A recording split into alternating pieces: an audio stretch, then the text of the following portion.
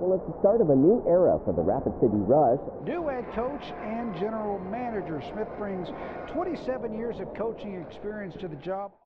As a player, there's really two parts to the memories, right? One is the people. You make some great friends that are still in the game and some that are out of the game. Lifetime friends through shared experiences, whether it be the travel, whether it be just the memories, whether it be the nights out, dinners, getting to know families that are going through something similar to what we're going through.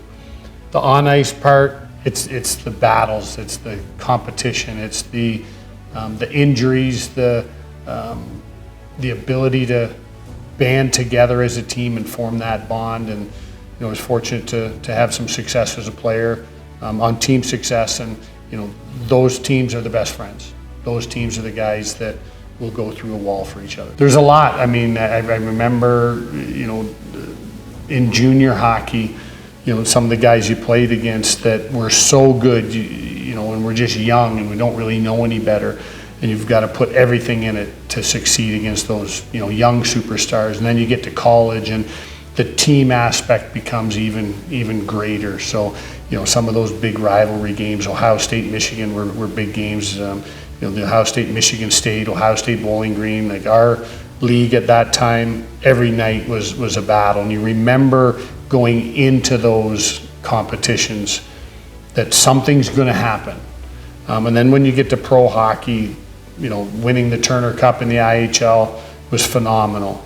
And the experience of going 12-0 through the playoffs, not losing a game, and looking back on those videos with you, those are special memories. And competing for championships, just chasing trophies every single night, and the urgency and pressure of playoffs. Those are great memories. Hockey in Arthur, Ontario was something we did in the winter season. Even though we maybe played street hockey in the summer, it was one of the sports that we did. We also played fast pitch softball. We also played lacrosse. We didn't have enough for a football team or a soccer team, very small town. But what we did is we played sports all the time. So hockey for me was on the rink in the backyard. My mom built a rink. It was a small rink, but the neighborhood kids would come over.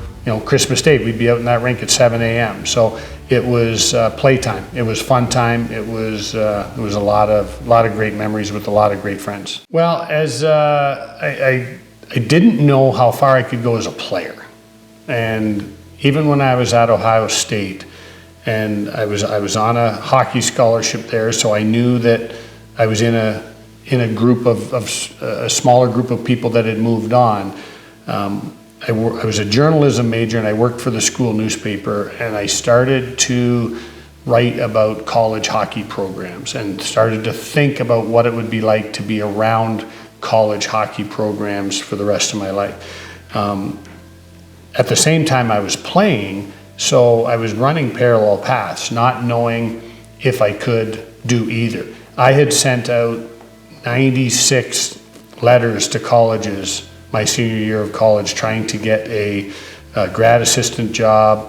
Not a real finely tuned, effective package, but I put that out there that I was looking for a coaching opportunity. At the same time, I got the playing opportunity, so those started to merge. And then, some experiences being a captain my first year pro in Dayton in the ECHL gave me a little bit behind the scenes on what it was like. What coaches thought about, what coaches needed to see from leaders and from the team. So Claude Noel was our coach at that time, and he shared his ideas, and that's when it really started to pick up. And I had been keeping notes on coaches since junior hockey, and that's when it really picked up steam. Well, there's a lot in those notes, from why did we practice this way this time, why did I practice this way this time, to certain drills that I like, to certain phrases around the game, whether it be phrases to help my own game or phrases that would help a team. Conversations with players, conversations with coaches, the different styles. I'm watching pregame skates of other teams and seeing what they did. So there's a lot of notes, and I still have them. I don't look at them as often, but those notes, you know, leading up to 1998 when I retired from playing, were very important in my own growth.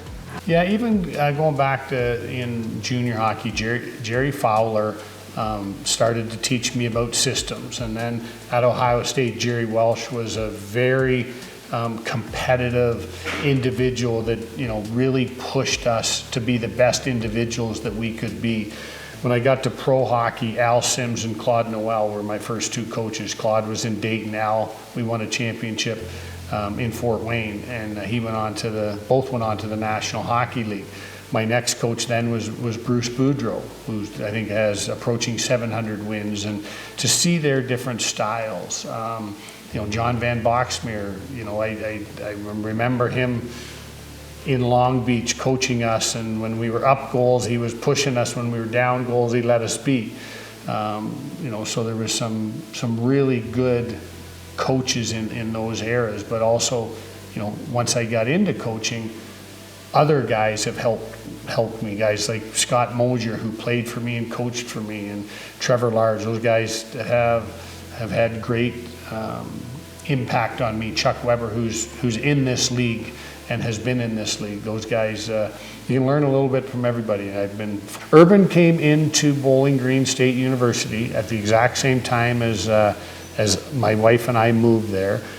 He was the quarterbacks coach at Notre Dame prior to coming there, and to watch how he turned around that program and the passion that he put into every day and every interaction, it was fun to see him get his head coaching start there, go to Utah, go to Florida, and then win some national championships with the Ohio State University.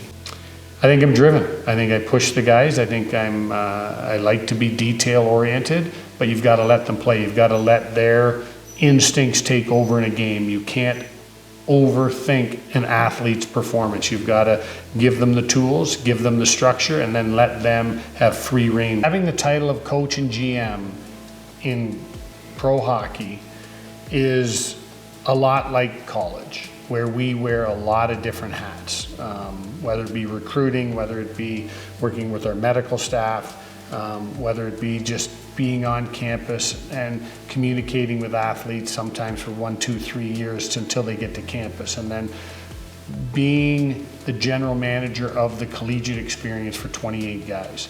So doing that role in college, I think it set me up very well for this opportunity in pro hockey. When it ended in March for me, and I started to look at the next phase, I recall a time about 11 years prior where I'd made a conscious decision that we wanted to be in pro hockey. We had 2 daughters that at that time were still in high school and going off to college, so the timing wasn't right. The timing was perfect right now. My wife and I have the flexibility and the interest in going to a community that loves hockey. We utilized agents, connections, friends, and connected with team president Jared Reed on the phone one day, and then visited here, got to meet the other people, and was fortunate enough to be offered the opportunity. Process started with talking to the players that were here last year. What did they like? Where were the areas that we as an organization could improve, and how would we do that moving forward? And I heard from all of them. They love Rapid City. They had a stretch last year, I think it was a dozen or more games undefeated, and they felt that they were unbeatable at that time. So we started to look at who was passionate, who fit something that we were looking for, who could be hard to play against, who had skills that we were looking for that translated to successful playoff hockey. Speed, skill, grit, determination, things like that need to come out. And when you have assets that loved it here, that provided the backbone for that lengthy win streak, we were interested in bringing those guys back. We know that it's a challenging road, but if you get the right people on the bus, we can accomplish great things together. With the new players, we want them to be themselves. So when we watch a guy like Rasmus, and what his skills are and his hockey IQ or the toughness of a Jake Ratzlaff. They need to bring something to the dinner table that other people don't do. And skill is one thing, grit is another thing, passion is another thing. If you have all of those things, you're playing in the National Hockey League. Our job is to get those individuals to be the best they can be wearing a Rush jersey so that we can hit the playoffs in full stride. Ryan Wagner is a special human. He cares about this city, he cares about this organization, he cares about the team, and he cares about the guys in the locker room. And, in every one of our conversations, he ends it with, Coach, what can I do to help us move forward? He wants nothing more than the same thing we all want, but it's very evident that he wants to be successful wearing a Rush jersey. We talk about the playoffs, every day. Everybody brings it up. It came up in the interview. It came up at the press conference. It comes up when we talk to potential players and our current players. It's front and center topic of conversation for the Rapid City Rush. So how do we get there? We plow forward every day through good wins, bad losses. We just keep our eye on the prize, which is let's get to the playoffs and then see what can happen there. So when we bring guys to this organization, or we keep guys in this organization, we want them to be three things: positive, team first, and ultra competitive. If they do those things, they have a spot on this roster.